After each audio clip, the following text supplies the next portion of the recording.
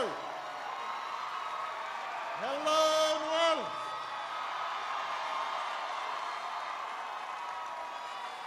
Yeah. Back in the Big Easy. It's good to see you all.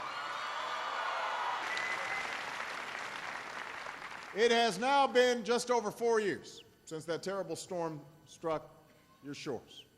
And the days after it did, this nation and all the world bore witness to the fact that the damage from Katrina was not caused just by a disaster of nature, but also by a breakdown of government. That the government wasn't adequately prepared, and we didn't adequately respond. Now, I saw the consequences of this failure during my visit here as a senator and then as a candidate for president.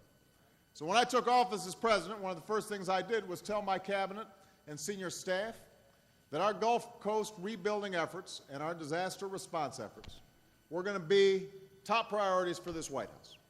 I wanted to get it right, and I wanted us to be ready. And so far, I'm pleased to report that we've made good progress. We got a long way to go, but we've made progress.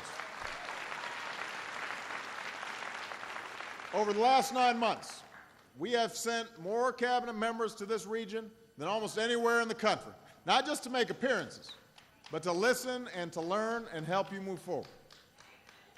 As we've continued this recovery effort, I've made it clear that we're not going to tolerate the usual turf wars between agencies.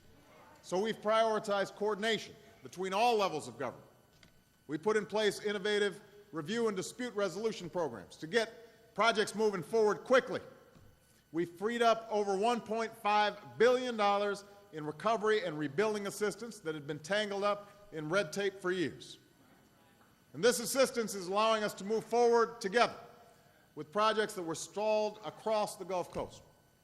Projects rebuilding and improving schools, investing in public health and safety, repairing broken roads and bridges and buildings.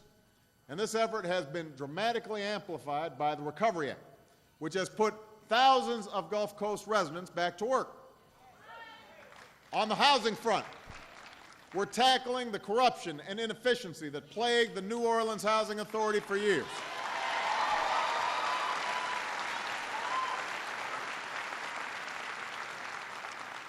We've also been able to dramatically cut the number of people who are still in emergency housing. We're moving forward, we're moving families towards self-sufficiency by helping homeowners rebuild and helping renters find affordable options. On the education front, I just visited Martin Luther King Charter School, the first school to reopen in the 9th Ward and an inspiration for this city.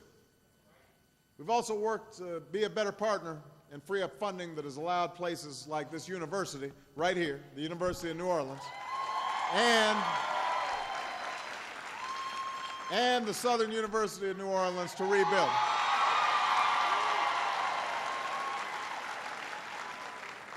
We're looking for ways to be more flexible so New Orleans can build the school system it deserves.